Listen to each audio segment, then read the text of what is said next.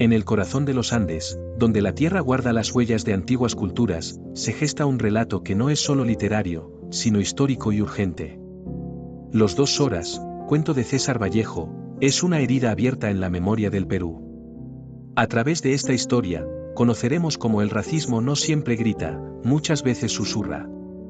Cómo el desprecio puede estar vestido de costumbre, y cómo la identidad de un pueblo puede fracturarse desde dentro. Este documental busca entender la discriminación étnica y social que todavía persiste bajo nuevas formas, y que Vallejo denunció con cruda humanidad en su narrativa. Publicado en 1931, Los 2 horas narra un episodio que podría parecer simple, la llegada de 2 personajes a un pueblo andino. Pero Juncio y Analquer no son cualquier visitante. Son indígenas de una comunidad aislada, puros en sus costumbres, limpios en su inocencia. Al llegar a Piquillacta, una comunidad mestiza influenciada por la modernidad occidental, sus pasos no despiertan bienvenida, sino recelo. Lo que podría haber sido un encuentro de culturas se convierte en un espectáculo de mofa. La gente los observa, los juzga, y al no comprenderlos, los excluye. Este episodio es más que una anécdota literaria, es una representación simbólica del rechazo sistemático hacia lo indígena en nuestra sociedad. Vallejo nos revela una verdad incómoda: el racismo no siempre se expresa con palabras.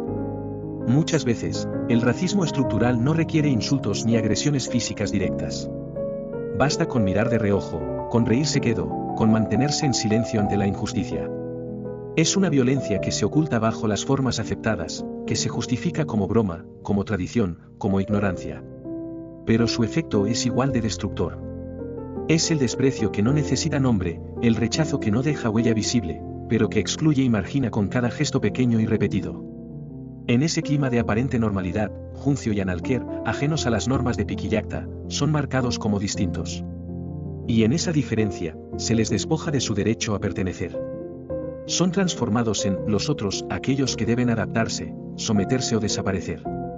Mientras caminan por las calles del pueblo, los ojos que los observan no ven seres humanos, sino rarezas. No hay intento de comprensión, solo juicio. Y es entonces cuando la violencia se vuelve más peligrosa, cuando no necesita justificarse, porque ya ha sido aceptada como costumbre.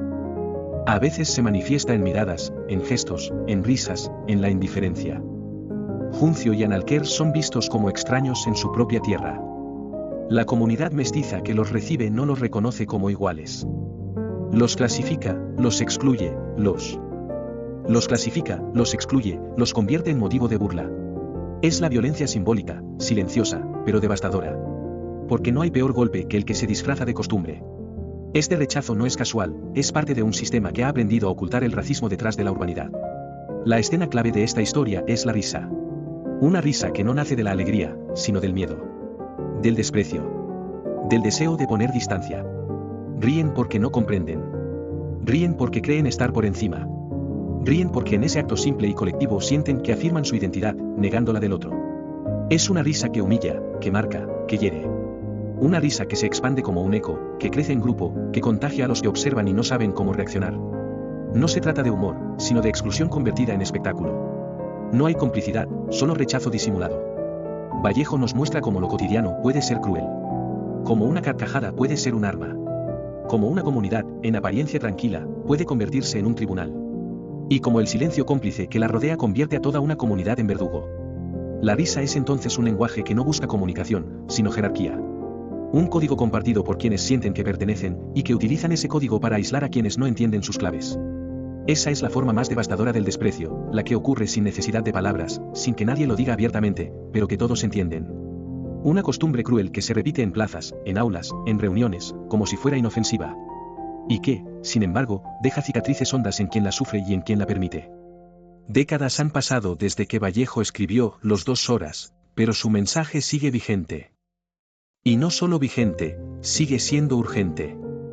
Porque lo que él denunció en ese cuento no ha desaparecido, simplemente ha adoptado nuevas formas. La discriminación étnica y social no se ha extinguido, se ha sofisticado, se ha escondido en el lenguaje, en las costumbres, en la indiferencia. Hoy habita en las instituciones que ignoran las lenguas originarias. En los medios de comunicación que siguen caricaturizando lo andino.